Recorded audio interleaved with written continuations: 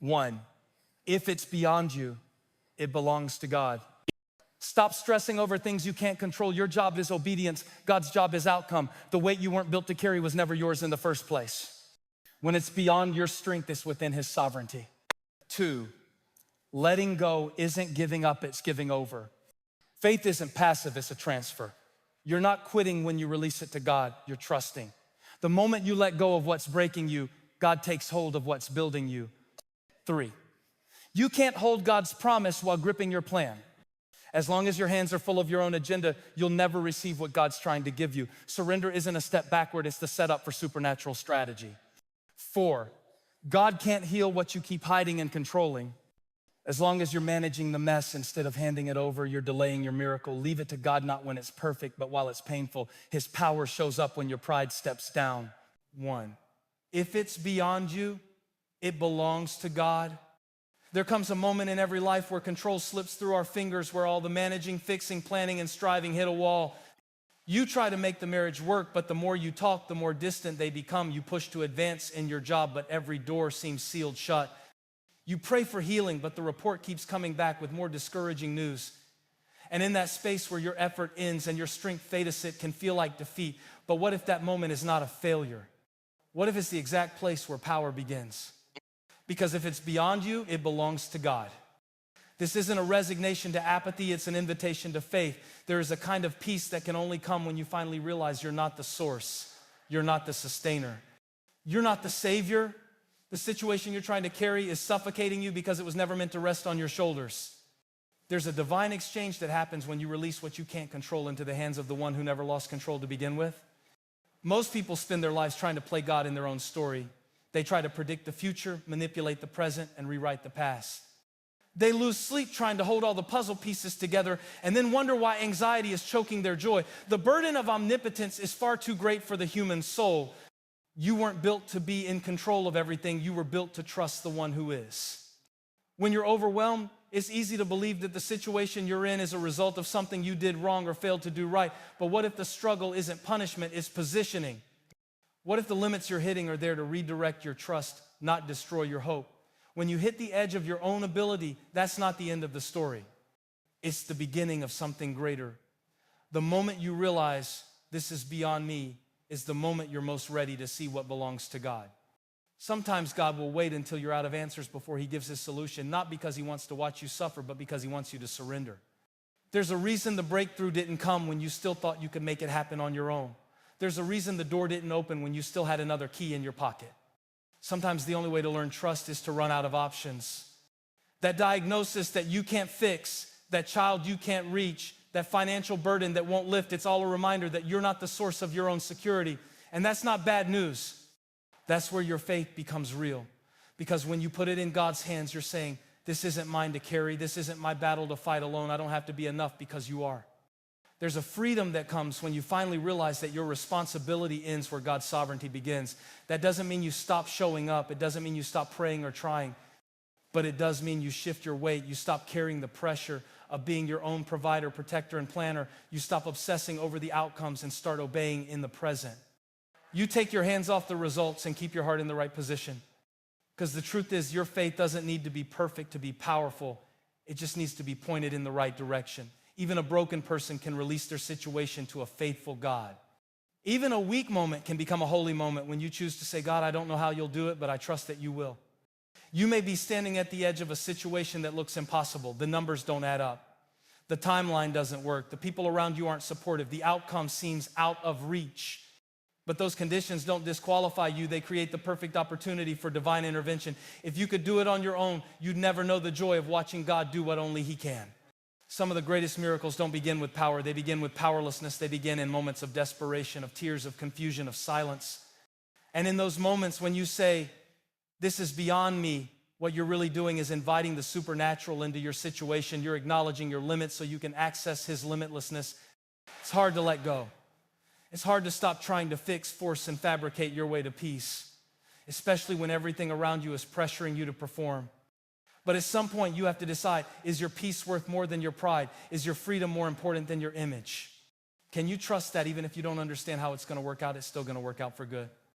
There's something sacred about that shift from striving to surrender. That moment when you finally say, I can't, but you can. And not just say it, but live it. Release it. Refuse to keep carrying something that's breaking you when there's a God who's already carried it to the cross. Refuse to keep worrying about something that God is already working on. Refuse to keep trying to be the answer when you've already been given one. This is what trust really looks like. Not a feeling, but a decision. Not a moment, but a lifestyle. Not perfection, but surrender. It's waking up every day and saying, God, I give this to you again. My fears, my plans, my pain, my timeline, I put it all in your hands. Not because you're giving up, but because you're giving it to the only one who can handle it. When you try to control what's out of your hands, you end up crushing what's in them. You can't receive peace if you're too busy holding on to pressure. You can't walk in purpose if you're paralyzed by problems. You've got to open your hands, loosen your grip, and trust that letting go is not losing, it's leading to something better. What's beyond you is not beyond him. What's confusing to you is clear to him. What's heavy for you is light to him. Your limitation is the launching pad for his demonstration. When you get to the end of yourself, you arrive at the beginning of grace.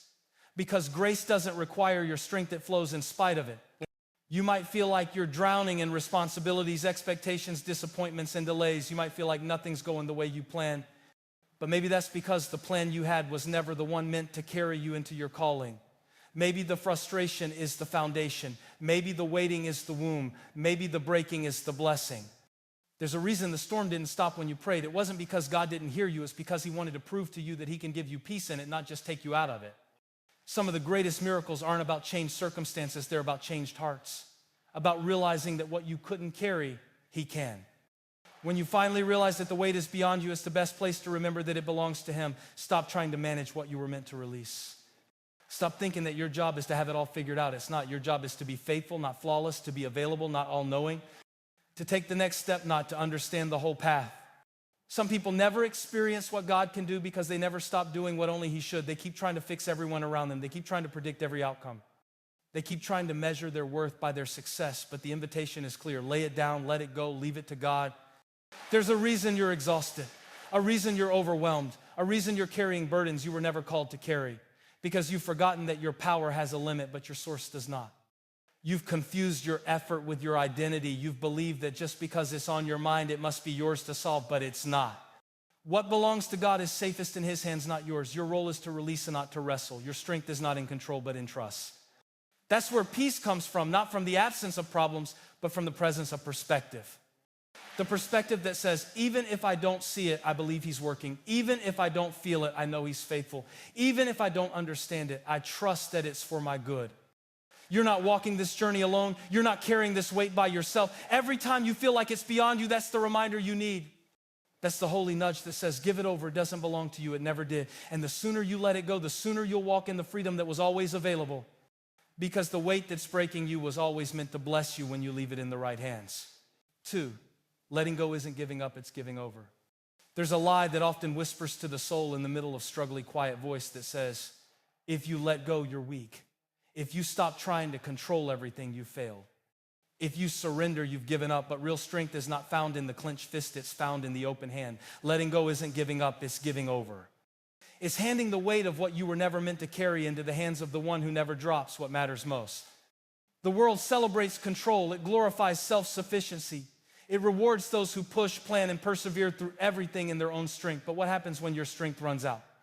What happens when the deadlines become too heavy? The diagnosis too real, the heartbreak too deep, the anxiety too loud? What happens when your holding on turns into barely surviving? That's when the illusion breaks. That's when you realize that letting go isn't losing, it's choosing a better way. There is a difference between passivity and trust. Passivity walks away and calls it faith. Trust leans in and says, I've done what I can, now I hand it over. It's the conscious decision to say, God, I can't carry this anymore, not because I don't care, but because I believe you care more. That's not weakness, that's wisdom. That's not quitting, that's courageous surrender.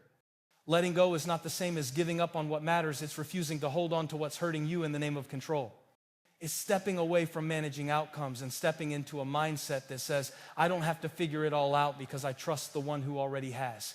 That shift is where peace lives, not in certainty, not in predictability, not in results, but in the transfer of trust from your hands to God's. When you try to carry what only God can handle, you end up carrying the weight of outcomes that were never yours to begin with. You lose your peace trying to predict what's next. You lose your sleep worrying about things outside your control. You lose your joy waiting for everything to be perfect before you praise. And slowly, your soul suffocates under the pressure to perform. That's why letting go isn't giving up, it's the rescue plan. It's how your soul breathes again. The most liberating decision you can make is to say, I can't, but God can, and then actually live like you believe it. To wake up every morning and choose surrender, not because it's easy, but because it's essential. To stop fighting battles you were never meant to fight alone. To stop spinning in circles trying to fix what only God can redeem. Letting go isn't losing your grip, it's changing what you're holding on to. You can't carry both peace and pressure. You have to choose. And that choice is made not in the absence of struggle, but in the middle of it. It's made in the doctor's office when the news isn't what you wanted. It's made at the job you don't love but can't leave. It's made in the prayer you pray again, even when nothing seems to be changing. That's where real trust is for Jed, not in comfort, but in chaos. Letting go doesn't mean ignoring the reality. It means surrendering it to a greater reality. It means looking at the facts and still believing in faith. It means admitting, yes, I'm hurting. Yes, I'm scared. Yes, this is real, but so is God's presence, so is His plan, so is His promise. And then choosing to place your hope in that rather than the illusion of control. You were never called to carry the full weight of your destiny. You're not the author of your story. You're a character in it. And characters don't write the ending. They trust the author. Every page might not make sense yet, but that doesn't mean the plot isn't leading somewhere good. You don't have to see the outcome to believe in the outcome. You just have to trust the one who's writing the next chapter. That child you can't reach, let go. That relationship you've been trying to force, let go. That future you keep trying to control down to every detail, let go. Letting go doesn't mean you stop caring. It means you stop controlling. It means you stop acting like the outcome is up to you, because it's not. You are responsible for your obedience, not the result. The lie that says you're giving up when you let go is rooted in fear. It's the fear that says, if I don't control it, it'll fall apart. But what if the truth is the opposite? What if the very thing you're trying to hold together is breaking because of your grip? What if your hands are too small for the miracle you're trying to manage? What if your control is the thing standing in the way of clarity? Letting go creates space for God to move, space for you to rest, space for new things to emerge. When you keep your fists clenched, you miss what's being offered. But when you open your hands, you make room for what's next. And the beauty is that what's next is never in your hands until you let go of what's now. Some people live their whole lives clenched in fear, clenched in bitterness, clenched in pride, but freedom begins where release begins. You weren't created to live bound by fear of what might happen. You were created to walk in confidence of what already has. The moment you give it over, you step out of fear and into faith. There's a quiet power in releasing. Not everyone will understand it. Some may even criticize it. They'll say you've stopped trying. They'll say you've given up. But what they don't see is the shift that's happening inside you. The strength it takes to stop managing and start trusting. The maturity it takes to say, I've done what I can, now I'm leaving it in greater hands. This is not spiritual laziness. This is spiritual alignment. You're not abandoning your purpose, you're aligning with the power that fulfills it. You're not throwing away your goals, you're throwing off the weight of self-reliance. Letting go is not failure, it's formation. It's the spiritual workout your faith has been waiting for. We tend to think that if we let go, things will fall apart, but the truth is things begin to fall into place, not always the way we expected, not always on the timeline we wanted, but in a way that's anchored in something unshakable. And sometimes that process starts with a simple prayer. God, I give this to you, not because I'm done, but because you've already begun. You might feel like you're standing on the edge of a cliff, afraid that if you let go, you'll fall. But what if that edge is the beginning of your flight? What if what looks like falling is actually soaring? What if the release is the runway? The very thing you're afraid of might be the thing that frees you. Some of the greatest breakthroughs in life don't come from trying harder, they come from surrendering deeper. They come in moments of raw honesty when you're tired of pretending and finally say, God, I need you to take this, I can't do it anymore. That's not defeat, that's deliverance. That's not a breakdown, it's a breakthrough. Letting go is how you love yourself enough to say, I can't be everything for everyone. It's how you give your mind permission to stop replaying conversations, stop forecasting disasters, stop planning every moment. It's how you give your heart the chance to heal. It's how you allow grace to fill the gaps you can't fill on your own. You weren't created to carry every burden. You weren't made to fix every problem. You weren't designed to control every detail.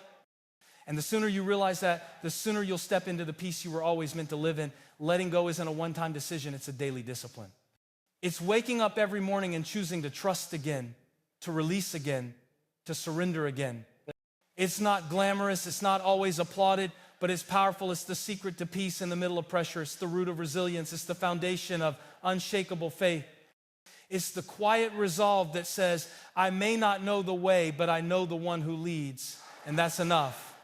There's a story being written that's bigger than what you see. There's a purpose being formed in places you don't understand. There's a promise unfolding even in the silence.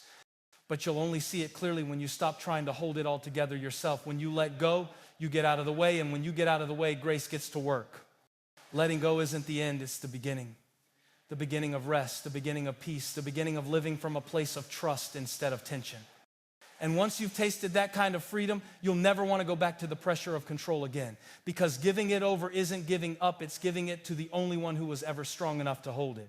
3, you don't need to understand it to trust him through it. There's something inside us that craves clarity. We want to know why things happen, how long we'll have to wait when the breakthrough is coming, and what the plan is. We want timelines, blueprints, explanations, because deep down we believe that if we can understand it, we can control it. And if we can control it, maybe we can avoid the pain or minimize the uncertainty or escape the waiting, but life doesn't work like that, and faith never promised that it would.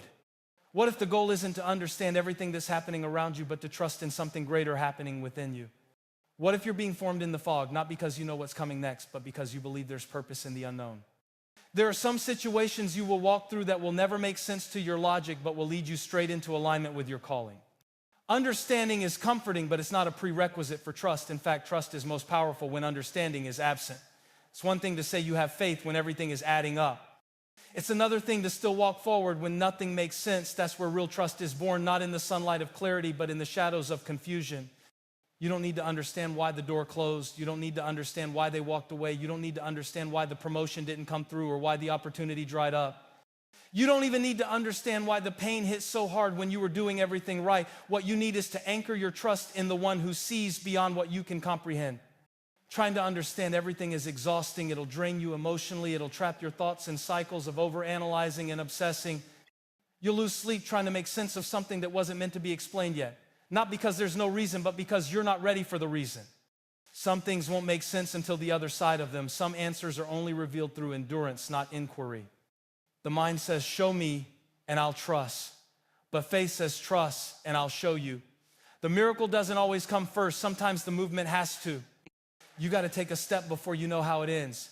You've got to walk on water without knowing how it will hold you. You've got to keep moving even when your questions outweigh your answers. That's not recklessness, that's surrender.